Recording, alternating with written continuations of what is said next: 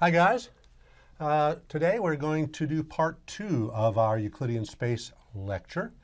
And we'll probably divide it into 2 parts, and so we'll actually go on to a part 3, I think, after we finish with part 2. So today, in today's lecture, we are going to talk about the length or the norm of a vector. We're going to talk about the distance between vectors. We'll then talk about the dot product of any 2 vectors. And then we'll go on to talk about the angle between vectors. Now, notice that in each case here, I've said that the length or norm, the distance, the dot product, the angle is a function. So I've emphasized over here on the right that each of these ideas is assigning a real number. All 4 are real valued functions. So in each case, this concept, this definition, is defining a number or assigning a number to a vector or to a pair of vectors. Now, in a certain sense, that's obvious. We've probably all seen each of these ideas before, and we realize that what we get is a number. But I just want to emphasize that here, that we do get a real number, a number for each of these, and that each of these is technically a function. Now, after we look at these definitions of these concepts, we will do some theorems. We'll look at several theorems that will tell us some of the important properties that each of these concepts has, each of these functions has, and those properties will include the triangle inequality and the Cauchy-Schwarz inequality. And then we will go on, and I think that probably we will put these off to part 3, but we will go on to talk about the epsilon ball about a vector or a point in Rn, a neighborhood of a point, and to talk about open sets and closed sets. So that's where we're going today. And so let's get started. So let's motivate the idea of the length or the norm of a vector by the Pythagorean theorem. So what I mean here is let's remember that in part 1 of our Euclidean space lecture, we did the following. We expressed the vector 4, 3. So I'm going to make this 4 out here. This will be 2, 1, and 3. And here, I'm going to have this be 1, 2, and 3. We expressed the vector 4, 3. That would be here. We expressed that as the sum of the vectors 3, 1, if I remember correctly. So let me write that here. That's 3, 1. And in fact, let me indicate here. This is 4, 3. So this is the vector 4, 3. This is the vector 3, 1. And then this is the vector 1, 2. That would be right about here. So that's the vector 1, 2. And so, as I said, last time we actually did the parallelogram law here. The sum of these 2 vectors is 4, 3, and we saw that via, that's supposed to be a straight edge to the parallelogram there. I didn't do a very good job on that. So we can geometrically see that 4, 3 is the sum of 3, 1, and 1, 2 by this parallelogram law. But now let's notice that we could also express the vector 4, 3 as the sum of different vectors. In particular, I want to express it as the sum of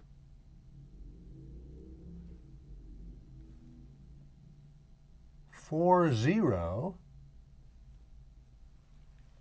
and 0, 3. So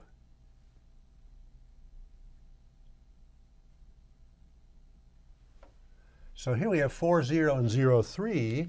And again, I can do the parallelogram law, but of course now the parallelogram law, or the parallelogram kind of diagram, is actually a rectangle, right?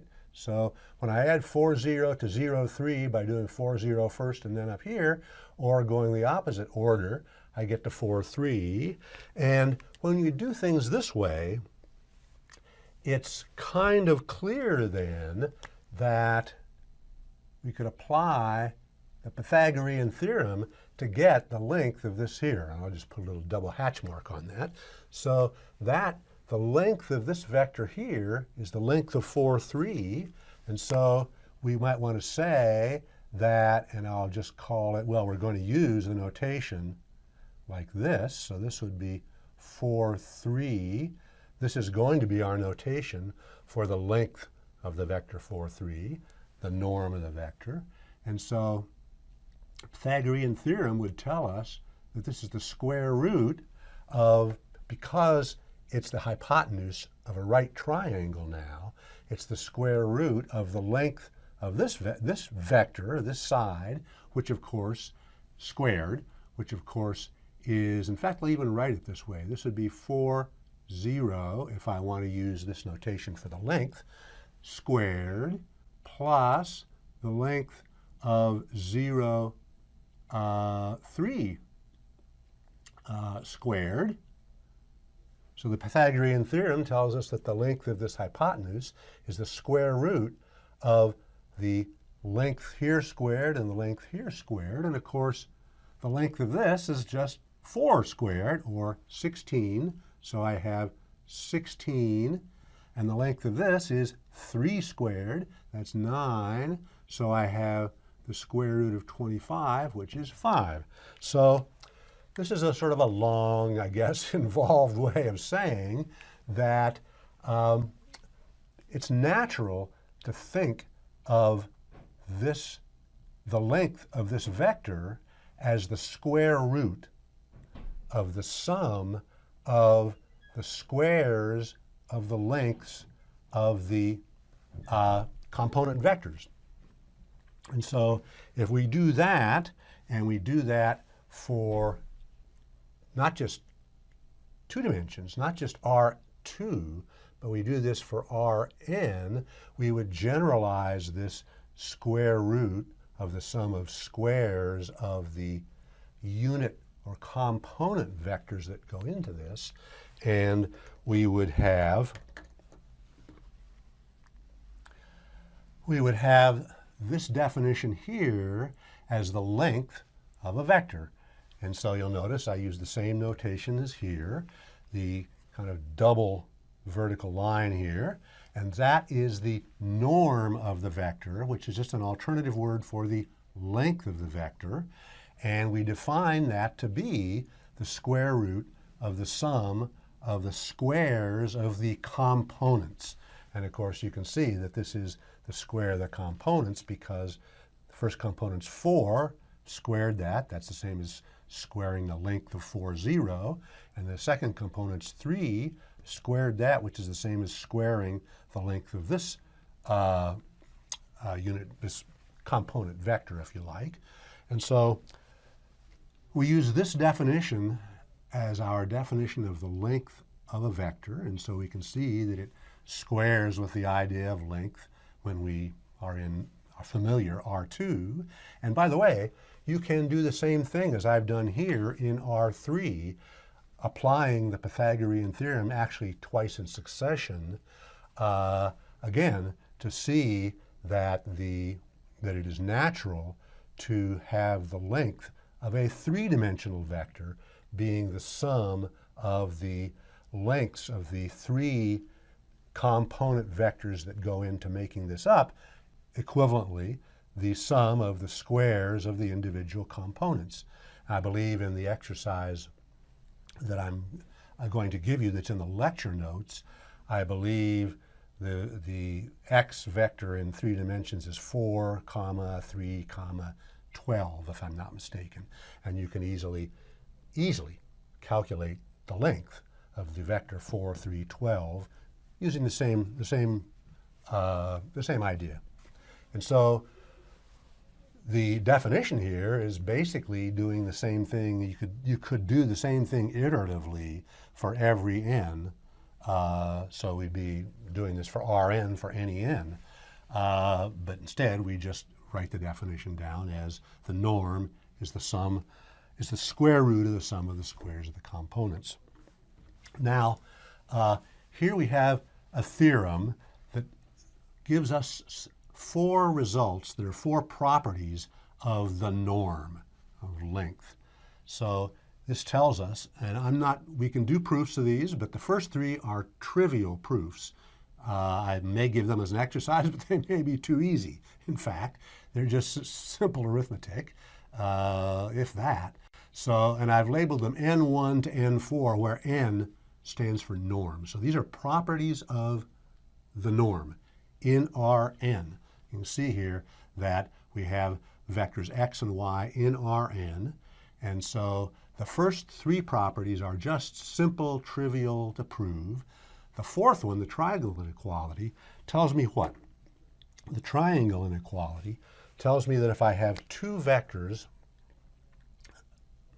like this, and in fact, let's even draw the axes in here like this. If I have 2 vectors, this is x, this is y, I add them up, I'm going to get, if I do this parallelogram diagram correctly, that's kind of a squished parallelogram, I guess, I'm going to find that the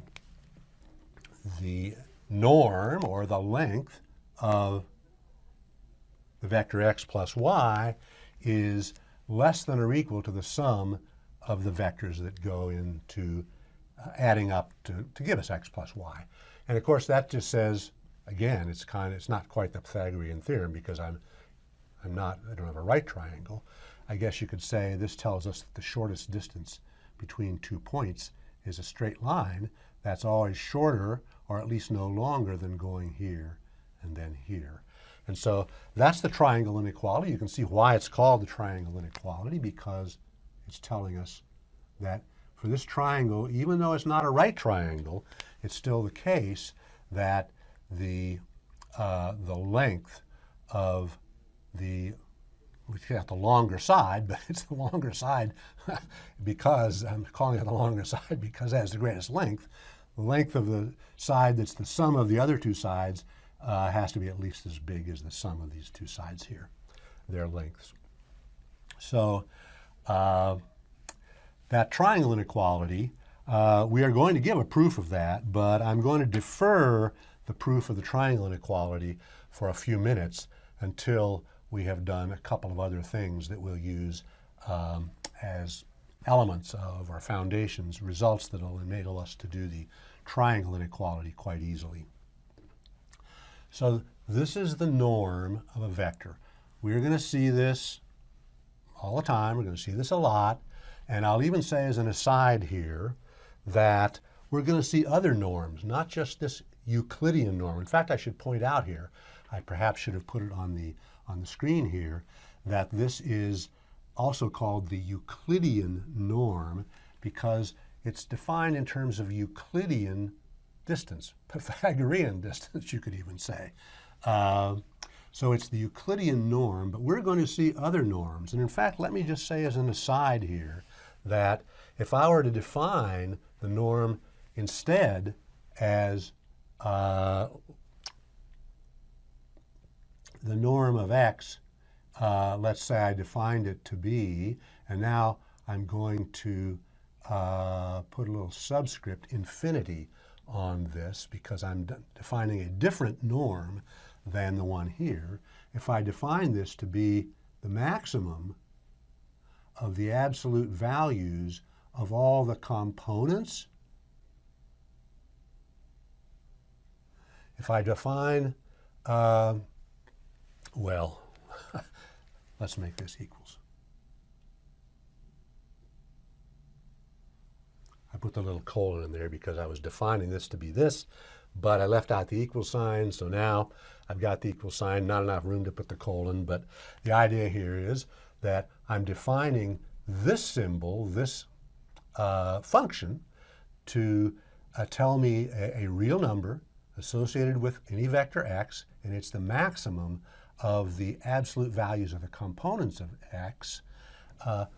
Turns out that it's pretty easy to show that this function, which maps, in fact, let's even point out again that like the Euclidean norm, this norm is also a function from Rn into R, and actually in both cases it's mapping into R plus because we only get non-negative numbers. This function here, defined differently than the Euclidean norm, actually also satisfies all n of these conditions, has all four of these properties, n1 to n4. So what we're going to do later on is we're going to elevate the properties that we have here, n1 to n4, we're going to elevate those into a definition of a norm, and then we will have different norms that we will be able to work with.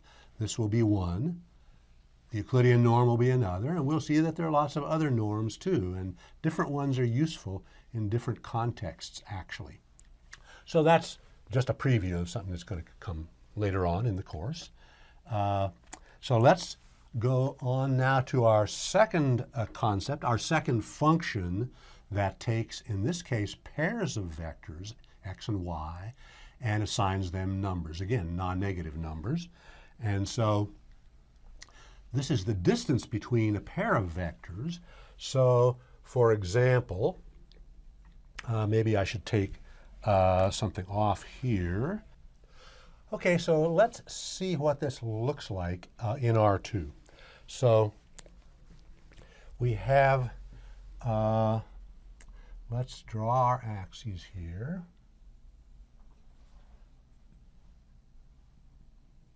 And let's say we have a vector x, let's say that's over here, say, and then a vector y. And so our definition says the distance between x and y is this norm.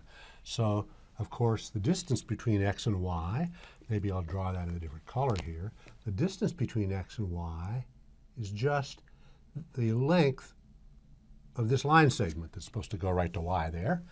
And so that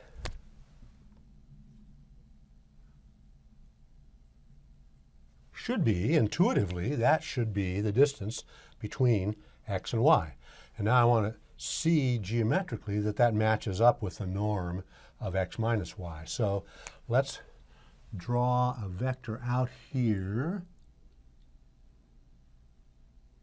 to y. And then we want to say x minus y. So I have to add minus y to x. So I should have this parallel, and it should be the same length. So that would be about, let's say, like this. So this is the point x minus y. And the vector x minus y, well, it's the vector x minus y, but we could also write it as this coming out from the origin out to x minus y. So this is, the length of this is the length of the vector x minus y, because that's the vector x minus y. And we can see, again, this parallelogram, we can see that this length of this line segment is the same as the length of the vector x minus y, of the line segment from the origin out to x minus y. So we can see here geometrically, visually in R2, that it makes sense for us to define this distance as the norm of the vector that's the difference between x and y. And now, of course, it's also the case that this is equal to the norm of y minus x. Well, y minus x would just be the negative of x minus y. So y minus x, maybe we'll use yet another color here. Y minus x would be, well, would be about to here. So this is y minus x, and this is the norm of y minus x, the length of this line segment. And again, you can see that the length of this orange line segment is the same as the length of the pink, or kind of a purplish pink line segment. And so we have geometrically, intuitively, the distance between the vectors x and y.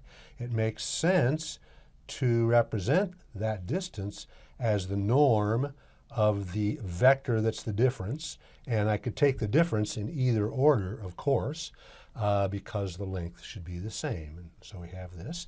And so that just motivates this definition of the distance between two vectors. And we motivated it here in R2. If we were in R3, we could draw a picture in 3 dimensions that would be like this picture. And of course, when we get to R4 and n is Rn with a larger n, we can't really draw pictures, but again, analytically, this holds, this makes sense that the distance here should be the norm of the difference of these two vectors. So here we have a theorem, and you'll note the parallel between this theorem and the theorem that we had for the norm, where we had 4 properties, n1 to n4. And in fact, this theorem is almost the same theorem as the one for the norm. d1 and d2 are just a restatement of n1 and n2 in terms of the distance function, right? They're just the same statements. d3 is obviously true from the definition of the distance, because the norm of x minus y is going to be the same as the norm of y minus x. If we put x minus y into that square root definition of the norm, or we put y minus x, we're squaring each component. Each component is yi minus xi, or xi minus yi. Square them, you get the same thing. So d3 is obviously true straight away from the definition of the distance and the definition of the norm. And finally, there's d4, the triangle inequality, and that follows real easily from n4, but maybe we should actually write that one down, even though it is pretty simple. So let's write that down over here. So we have, I've got d of x and z. That is equal to the norm of x minus z. That is equal to the norm of x minus y plus y minus z. Subtract y, add y, I've still got just x minus z. And of course, I could write this now by putting these in parentheses. And now it's clear I've got the sum of 2 vectors inside the norm here. One vector is x minus y, and the triangle inequality for the norm says that this norm of 2 vectors is, of the sum of 2 vectors, is less than or equal to the sum of their norms.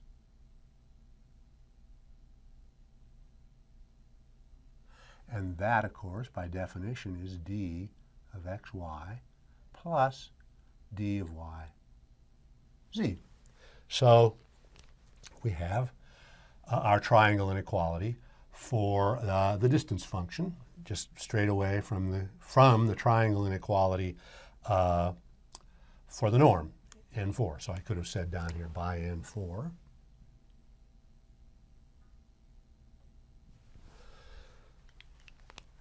So This just gives us 4 properties of the distance function that are important, that we'll be using. Straightforward from the norm. And so let's go to a third definition, a third new concept. Now I'm saying new. I realize that each of these concepts, the dot product, the norm, the distance, those are all things that we've all probably used before, but as I said at the beginning of the first lecture on Euclidean space, here at the outset of the course, the beginning of the course, we kind of want to all get on the same page, want to make sure we all understand the concepts the same way, we have the same concepts, same notation, and so we're spending a little time kind of, in a sense, kind of reviewing, but putting them together in the way we want to put them together. So the dot product of a pair of vectors here is just the sum of products of the components of the vectors. So we can see that on the right-hand side we have first component of x, first component of y, the product. Second term is second component of x, second component of y, the product. Out to the nth component of x, nth component of y, the product, and we add them up. That's the dot product.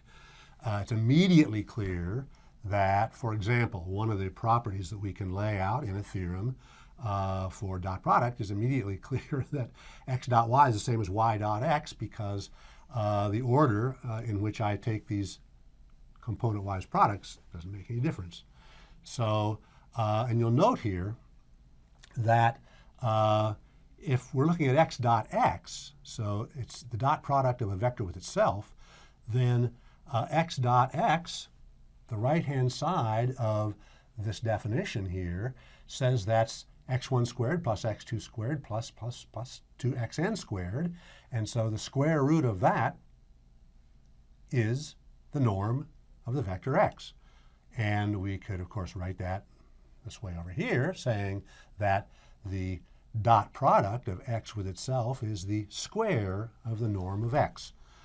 And so that's going to be useful in just a few minutes, actually, when we come back and look at, for example, the Cauchy-Schwarz inequality and the triangle inequality. So here we have a theorem just like the norm and the distance, a theorem that gives us several properties of the dot product, and I've labeled them all dp1 to dp6, dp for dot product. And again, it's obvious that these are really simple to verify. The first one, x dot x is greater than or equal to 0. We'll just go back up here. Or you can go up to the definition, either way, and you can see that x dot x could not be negative. X dot x could be 0 if x is the 0 vector, but if it's not the 0 vector, then x dot x will be positive, and in fact that's what dp2 says. It says if x is not the 0 vector, then x dot x is not 0 and it has to be positive. So dp1 and dp2, obvious, we just proved them without writing it down. X dot x equals y dot x. I actually proved that in words a few moments ago. And the other three are equally simple, just maybe not quite so simple. You have to do a little arithmetic. For dp4, dp5, and dp6, you have to do a little bit of obvious arithmetic. All straightforward and simple. And so let's do one more definition, and that's the definition of the angle between a pair of vectors. And the angle between vectors x and y is, let's write it as theta. It's the angle theta whose cosine is this ratio of x dot y over the norm of x times the norm of y. And now, of course, we represent angles as kind of going around the circle, and you could go around lots of times or negatively. So it could be any one of those angles, actually, because they would come out to be the same thing. We'd be taking the angle in the first or second quadrant, I guess. And notice that definition only works when both the vectors x and y are not the zero vector, because if either one was the zero vector, I wouldn't be able to do the division in this fraction here. And so when either one of the vectors is the zero vector, we define theta, the angle between them, to be the zero angle. Now, at this point, let's take off what we have over here so that we can draw a couple of pictures that will tell us what's going on with the angle, and in particular with this notion of an acute angle, an obtuse angle, and orthogonal vectors. So we'll take this off over here.